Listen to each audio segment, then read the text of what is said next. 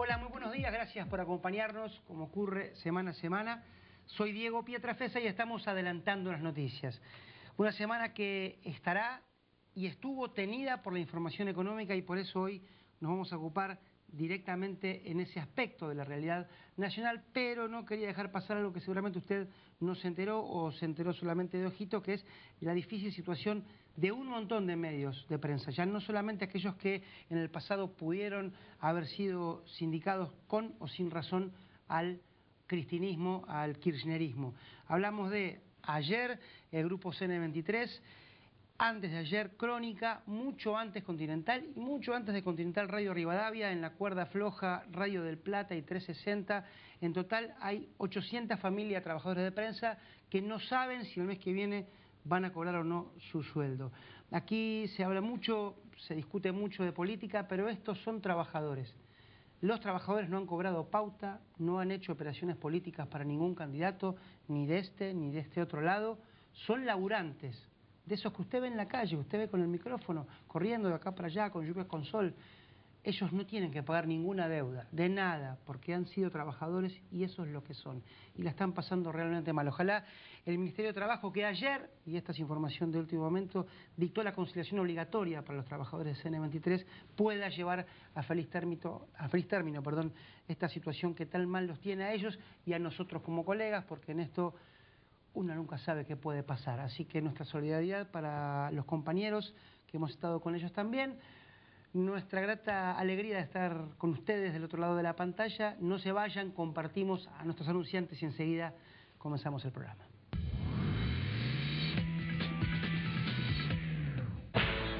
En San Martín promovemos la cultura, el deporte y el encuentro comunitario. Por eso, adquirimos y recuperamos el emblemático Centro Cultural Pérez de Villa Lynch y conformaremos allí un nuevo parque escuela. Un espacio público, educativo y deportivo abierto a la comunidad, donde los vecinos de San Martín podrán disfrutar todo el año de actividades recreativas. Sigamos cambiando San Martín. Municipalidad de San Martín.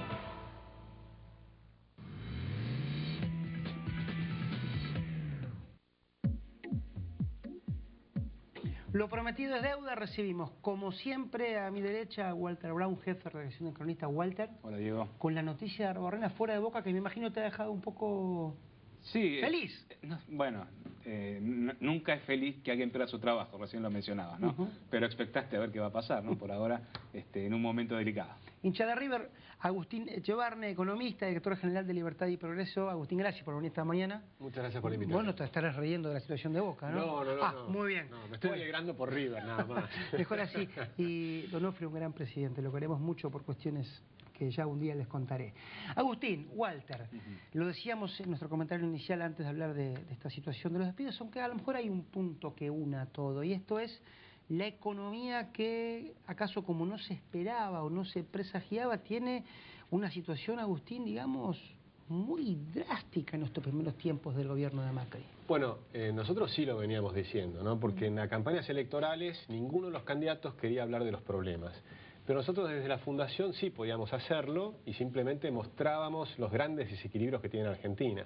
O sea, para comprenderlo, hay 21,6 millones de personas que reciben un cheque del Estado todos los meses y 7,5 millones de personas que trabajan en el sector privado formal. De forma tal que es un desequilibrio muy grande que ha llevado a ir aumentando los impuestos y hoy tenemos las tasas de impuestos más altas de la historia y a pesar de tener los impuestos más altos de toda la historia tenés un déficit fiscal que es de los más altos que ha tenido la Argentina, ¿no? Posiblemente es el más alto desde que yo nací, no de toda la historia, pero sí desde los últimos 50 años. Más alto que, por ejemplo, la época de Alfonsín, que nos llevó a la hiperinflación. Entonces, si uno continuara en esta situación, nos llevaría a la hiperinflación nuevamente, que ustedes recuerdan lo que fue, o sea, que los supermercados fue realmente un desastre.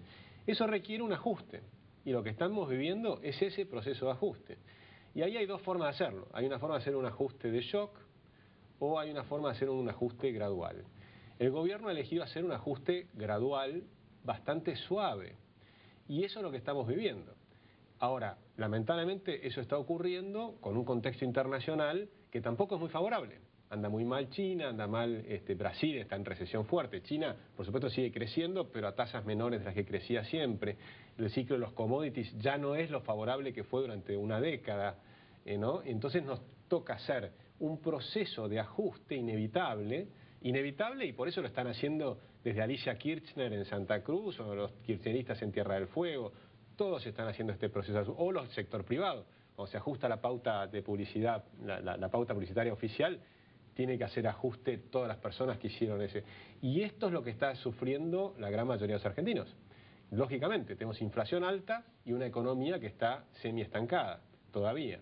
Con lo cual es un proceso de ajuste que va a llevar un tiempo. Y yo creo que es importante comprender, y que creo que es importante que los argentinos comprendamos todos, que va a llevar un tiempo. Hay que tener cierta paciencia. Yo creo que el año 2016 es un año muy difícil. También creo que tenemos por delante una perspectiva muy interesante a partir de los años siguientes. Si empezamos a hacer este proceso y lo mantenemos en el tiempo, Argentina tiene mucha inversión atrasada que se puede hacer, tiene mucha inversión en infraestructura, se puede mejorar la minería, se puede mejorar el campo, puede producir bastante más de lo que está produciendo. Y yo estoy convencido que los argentinos tenemos una cantidad de gente, 42 millones de personas, con un nivel que en promedio de América Latina es bastante elevado, con lo cual tenemos muchas chances de salir adelante. Yo le tengo mucha fe a la Argentina. Lo que me asusta a veces un poquito son las presiones o esa falta de paciencia de que esto evidentemente es un proceso que tenemos que superar, que ir pasando, ¿no? Sí, escuchándote y pensando en cómo el gobierno fue encadenando la sucesión de hechos en los primeros 2 meses, estableció el gobierno uno de los puntos claves para poder recuperar el andar de la economía, el acuerdo con los fondos buitres, con los holdouts que mantenían la deuda en default. Hace algunas horas atrás nada más se conoció la noticia de que finalmente hubo un acuerdo con aquellos acreedores más duros, más fuertes, que ahora deberá ser refrendado por el Congreso y que tendrá un límite de pago del 14 de abril como para poder poner en marcha todo esto. Una vez que se alcanza este acuerdo, una vez que la Argentina logre destrabar desde el Congreso este preacuerdo alcanzado con los holdouts buitres y se les salde las deudas en default, la Argentina, ¿qué tiene por delante que hacer para recuperar su economía? Bueno, lo que nosotros estamos viendo es justo cuando uno hace un proceso gradual de ajuste, necesita financiarlo. Es decir, que nosotros venimos aumentando la deuda pública en los últimos 4 años del gobierno de Kirchner bastante fuerte, del gobierno de Cristina, ¿verdad? Y ahora ese proceso continúa, porque el déficit fiscal sigue siendo grande y no querés que todo ese proceso de ajuste vaya a la inflación. Entonces una parte se financia por inflación y la otra parte es con endeudamiento. Y entonces ahora tenés un problema de tener que registrar deuda que no estaba registrada, por ejemplo con los holdouts. Entonces tenés que emitir bonos para pagar los holdouts, tal vez 12.500 millones de dólares. Pero luego tenés que seguir financiando la deuda que corresponde al déficit fiscal. Con lo cual va a haber un aumento de la deuda importante. Pero lo fundamental es que, por supuesto, vas a tener que hacer un proceso de acercarte a los organismos internacionales como se vino haciendo, como el propio Kicillof vino haciendo, ¿no? Arreglando con el Club de París, etcétera. El que falta terminar es con el Fondo Monetario Internacional. Yo estoy seguro que vamos a ir a ese camino por una cuestión muy simple. Es el que nos presta más barato. Entonces, te prestan muy barato y lo que te van a pedir a cambio es que presentes un programa donde demuestres que es viable la reducción futura del déficit. Vos tenés un proceso de 4 años donde tenés que ir bajando el déficit fiscal. Y finalmente tenés que hacer todo lo posible para recuperar la seguridad jurídica en Argentina y que entonces puedan venir un aluvión de inversiones en minería, en el campo, en todas las cuestiones estratégicas que puede tener la Argentina y en un montón de cosas que tal vez ni nos imaginamos. Pero yo estoy convencido que si tenés seguridad jurídica, Argentina es un país que está retrasado en las capacidades de cosas que puede hacer. Agustín, Walter, en este contexto, a lo mejor la última frutillita del postre, el engranaje que faltaba es el tema de las paritarias, que todavía no tiene una definición certera. Hugo Moyano nos dijo a nosotros que para ir su piso era 32, los docentes a nivel nacional y también en la provincia de Buenos Aires han tenido inclusive un guarismo más alto que ese, y se sabe que esa es la paritaria que un poco al resto de los laburantes les hace olfatear el número que pedirán sus sindicatos. ¿Qué se espera al respecto? Bueno, lo que vos estás diciendo, se espera que se vayan solucionando estos temas en el sentido de que va a haber aumentos importantes, porque si estamos hablando de aumentos de 30%, son aumentos importantes de sueldo, son muy significativos, lo cual va a significar un proceso difícil desde el punto de vista del Estado, de cómo pagar, y también del sector privado, porque está clarísimo que los asalariados han venido perdiendo poder adquisitivo con la inflación. Eso es clarísimo y es lógico que pretendan recuperar ese poder. Pero también es cierto que la Argentina está en un momento de estancamiento, con lo cual no podés dar todo lo que uno quisiera dar. Y ese es el proceso dificilísimo que hay. Y se complica mucho por cómo están organizadas las paritarias en Argentina, que son a nivel de sectores, cuando sería mucho más simple que sean a nivel de cada empresa. Porque hay empresas que sí pueden pagar aumentos más importantes y otras que no. Pero acá, ¿qué ocurre? Ocurre que si uno nombra la palabra productividad, la mitad del país se pone como loco. Pero hay una realidad. Los salarios a largo plazo en cualquier país del mundo dependen de la productividad del trabajo, no dependen de otra cosa. No dependen de las ganas de pagar, dependen de cómo estás produciendo, depende de la cantidad de producción que vos podés generar. Si vos no generás una productividad suficiente, podés pagar un tiempo un poco más de salarios o un poco menos, pero no vas a generar el salto fundamental. Argentina debería tener salarios 3 veces más altos de los que tiene hoy. Si Argentina hubiera tenido un crecimiento de la economía equivalente al que tuvo Brasil, Chile y Uruguay desde que empezó la democracia en 83, nuestros salarios serían 3 veces más altos que los actuales, en términos reales. Pero eso requiere cambiar el aparato productivo. Requiere que, de estos que hablábamos antes, 21,6 millones de personas que reciben un cheque del Estado, hay mucho trabajo improductivo. El Estado tenía 2.100.000 empleados públicos, pasó a 4.200.000 de empleo absolutamente improductivo, estos 2.200.000 extraordinarios, porque de hecho no mejoró ni la salud, ni la educación, ni la seguridad, ni la justicia, que es lo que fundamentalmente hace el Estado. Y luego tenés 8,5 millones de planes sociales, de gente que, a pesar de que tener una década que tuvimos crecimiento muy fuerte, sin embargo aumentaron los planes sociales. Entonces es un crecimiento muy ineficiente. El crecimiento eficiente es cuando la gente trabaja en el sector productivo. Yo siempre digo, el mejor plan social es un buen trabajo. Entonces, si tenés un buen trabajo, entonces no necesitas que el papá Estado venga a alimentar a tu familia. La alimentás vos. Y eso mejora tu autoestima, eso mejora tu relación familiar, mejora la relación con tus hijos, mejora la relación con tu mujer o en la familia en general. Disminuye el alcoholismo, disminuye la violencia, está perfectamente demostrado. No es lo mismo vivir de planes sociales que vivir de un buen trabajo. Entonces, por supuesto, cambiar esto de un día para otro es imposible. Pero lo que sí es importante es empezar de inmediato. Y eso es ahora. Y ahora significa reflexionar entre todos los partidos, no solo el que está en el gobierno. Porque si la oposición no acompaña y permanentemente va a estar en la calle criticando todo lo que se hace, yo creo que las cosas se van a ir haciendo, pero va a costar más trabajo. Si en cambio nos ponemos los argentinos a pensar un poco en nuestros hijos y decir, ¿por qué de una vez por todas no mejoramos nuestro país? Empezamos a hablar con la verdad, mostrar los problemas que tenemos, la inflación que es alta, la inseguridad que... Hay una cosa que es interesante. Ahora todos los medios, de todos lados, hablan de los problemas. Antes era como que la mitad hablaba y la otra mitad no existían los problemas. Ahora estamos todos hablando de que efectivamente hay inflación, efectivamente hay inseguridad, efectivamente tenemos problemas de deuda, etcétera, etcétera, etcétera. Con lo cual, una vez que reconoces el problema, puedes empezar a enfrentarlo. Y si yo estoy convencido, los argentinos tenemos mucha capacidad para salir adelante, pero tenemos que salir de la mentalidad de pelearnos permanentemente, ¿no? Tratar de buscar consensos y de lograr hacer cosas en conjunto. Yo tengo confianza de que esto va a ocurrir y lo vamos a empezar a ver ahora cuando se abre el Congreso el 1 de marzo. Ese es el lugar donde tenemos que empezar a ver los verdaderos consensos, ¿no? Walter. En esto de reconocer los problemas, uno de los problemas que me lo marcaste recién y todos reconocemos es el de la inflación, ¿no? Que es el que horada el poder adquisitivo de los argentinos, que complica la vida cotidiana. ¿Lo que está haciendo el gobierno para combatir la inflación es suficiente? ¿Falta algo más? Hasta el momento solo conocemos política monetaria, pero la inflación sigue estando y sigue subiendo fuertemente, por lo menos en los primeros 2 meses del año, ¿no? Sí, era lógico que los primeros 2 meses iba a subir fuerte la inflación, porque el proceso de reconocer lo que está pasando te obliga a subir los precios. Ahora, de acá en adelante, o sea, a partir del segundo semestre de este año, si el gobierno hace las cosas bien, uno tendría que empezar a ver que empieza a bajar la inflación. Desde nuestro punto de vista, hace falta todavía mucho, pero lo que hace falta, hay poca gente que lo quiere admitir o que lo quiere aceptar. Es decir, lo que hace falta es una gran reestructuración del Estado. Y entonces, si uno hace una reestructuración del Estado y consigue el financiamiento para hacerlo en un proceso gradual, pero empezando hoy mismo, entonces lo que va a ir viendo es que el déficit fiscal tiene que empezar a bajar. A medida que baja el déficit fiscal, la inflación va a bajar. O sea, es muy difícil que baje la inflación sin bajar el déficit fiscal. Y si bajás la inflación, pero no bajaste ese déficit fiscal, es porque estás endeudando fenomenalmente a la economía y terminás en default 4, 5 o 7 años después.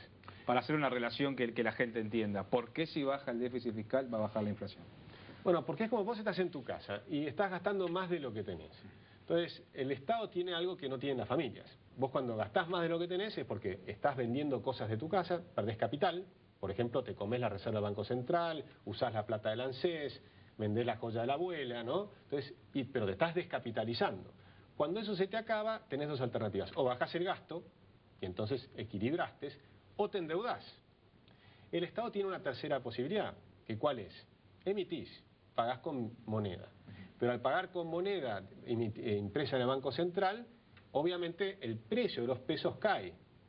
Entonces, porque hay más pesos en el mercado. Hay más pesos en el mercado. Entonces cada vez necesitas más cantidad de pesos para comprar el mismo bien. Eso es la inflación. Entonces cada vez necesitas más pesos para comprar el mismo kilo de carne.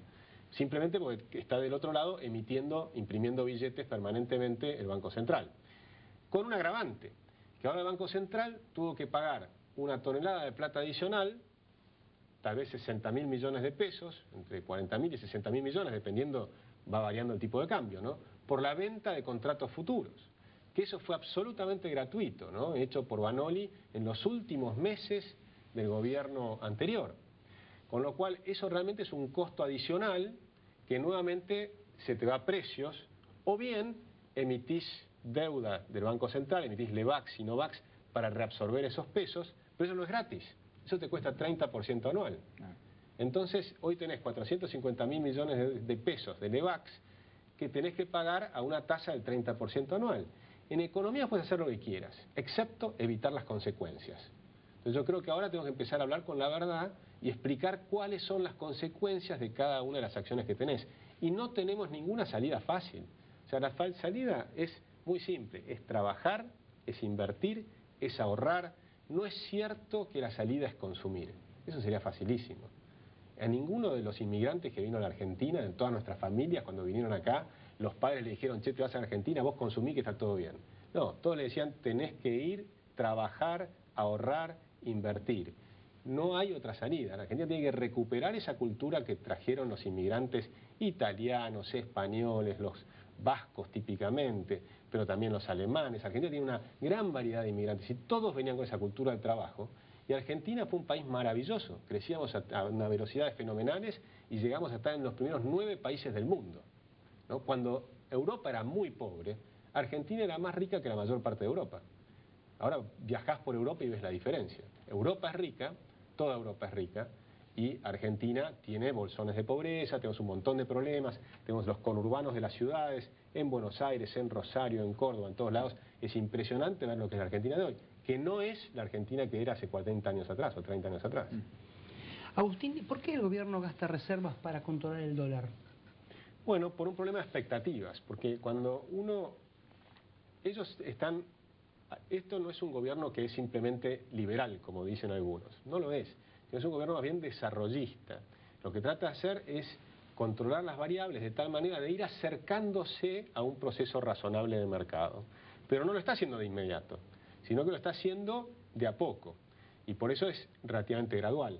Si vos liberás totalmente el tipo de cambio, entonces no vendés reservas.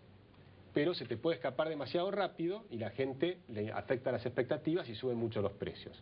Entonces puedes usar un poco las reservas, si lo haces racionalmente, en algún momento que te parece que subió demasiado, para calmar el mercado.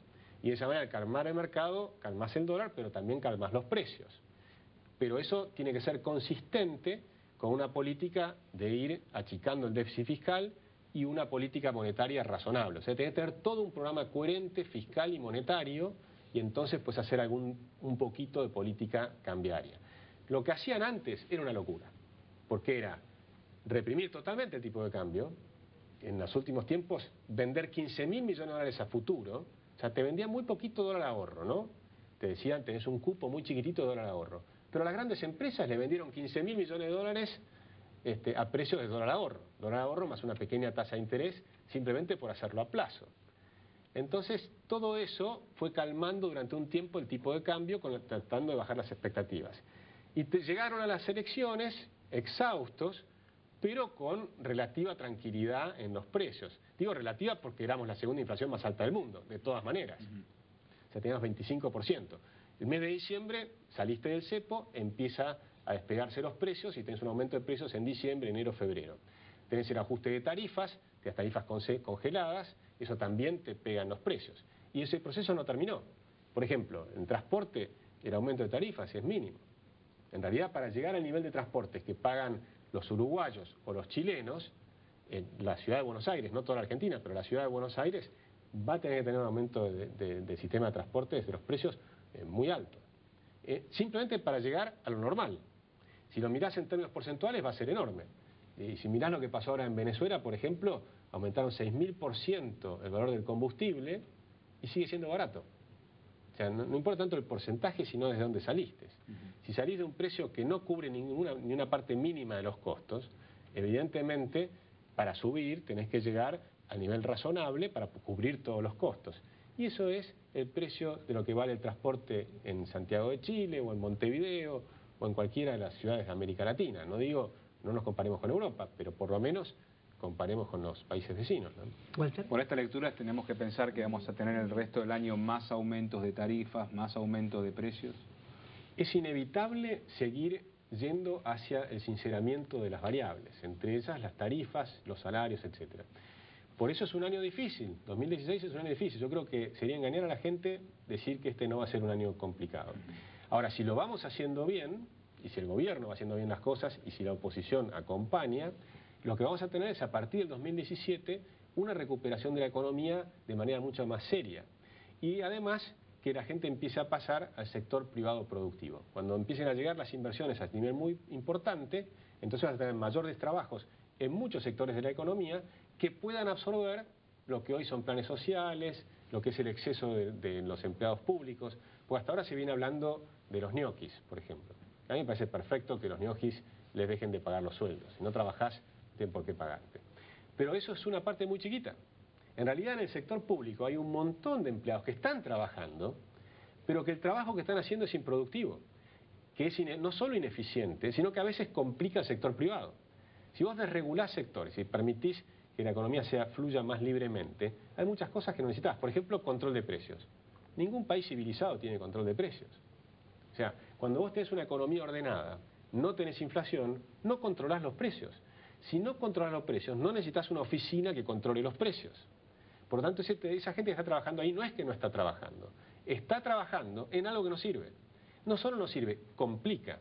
Está perfectamente demostrado que cualquier precio que controlás sube más rápido que los precios que no controlás, en el largo plazo. Lo cual es lógico. Suponte que bajás el precio de la carne. ¿Qué va a pasar? El precio es una señal, es el incentivo para producir. Si vos bajás el precio para producir carne, la señal que estás enviando es produzcan menos carne. Si la señal tuya es produzcan menos carne, a largo plazo tenés menos carne. Por lo tanto, mayor presión de precios a largo plazo. Eso está perfecto. Argentina tiene larguísima trayectoria en controlar los precios. Y siempre ha ocurrido lo mismo. Fíjate cuáles son los sectores que tienen los precios controlados y son los sectores que más suben los precios. ¿No? Entonces, ese tipo de cosas tenemos que ir cambiándolas. Ahora, en estos cambios, vos hablabas de gradualismo. ¿Hay un tiempo para esto? Bueno, no hay nada escrito que uno diga cuál es el proceso adecuado, ¿no? Una persona que es más liberal, que puede ser mi caso, tal vez por una cuestión de filosofía, yo estoy acostumbrado en mi vida personal a hacer los esfuerzos más importantes primero. Cualquier persona que fue a estudiar a la universidad se esforzó. Y cuando, por ejemplo, la gente se enojaba y hablaba, bueno, hay que esperar a que pase el invierno, decía algún economista. Bueno, un invierno es nada. Cuando vas a estudiar tenés varios inviernos que tenés que quemarte las pestañas para progresar, ¿no? Entonces, un ingeniero tarda 5 años en recibirse de ingeniería. Es decir, los procesos no son inmediatos. No es que podés pasar a la felicidad el día de mañana. Creo que hay que cambiar una forma de pensar de los argentinos. Me parece que tenemos que pensar más en nuestros hijos y pensar más en apoyar, en poner el hombro, en saber que hay grupos sociales que la están pasando peor. Entonces, las personas que están con menores ingresos, a esos hay que darles una protección especial. A las personas que están viviendo los planes sociales hay que acompañarlos para pasar al sector productivo, Sí, no es que hay que suprimir los planes sociales, no. Tenés que decir de qué manera logro que estas personas vayan pasando al sector productivo.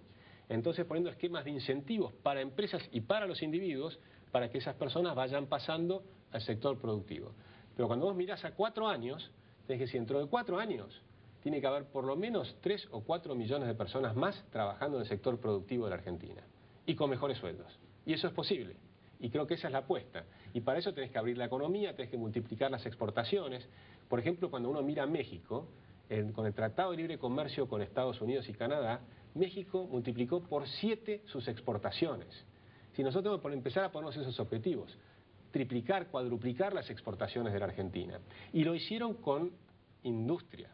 Ellos están exportando 1 millón de autos a Estados Unidos, que es el mercado más competitivo del planeta. Con lo cual tienen la mejor calidad y precio mundial. Es decir, la industria mexicana hoy, que antes no existía, era un desastre como la nuestra, hoy exporta 1 millón de autos a los Estados Unidos. Ese es el tipo de objetivos que la Argentina tiene que empezar a fijarse. Ser capaz de tener una industria y, por supuesto, el resto de los sectores también, ¿no? El agro ya es muy competitivo. Pero si le sacás el pie que le tenés puesto encima al agro, el agro puede tener un salto muy importante también. Durante muchos años pensamos en sacarle plata al agro para financiar la industria. Y eso es una penalidad para el agro, fuertemente.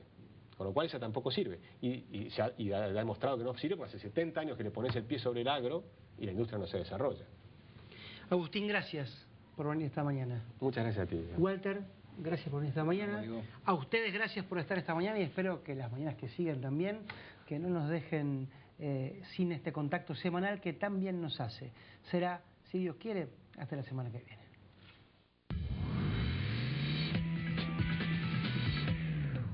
¿Usted se animaría a comprarle un automóvil a un vendedor ambulante y sin respaldo? Compre en un comercio establecido. FACARA, Federación de Asociaciones y Cámaras del Comercio Automotor de la República Argentina.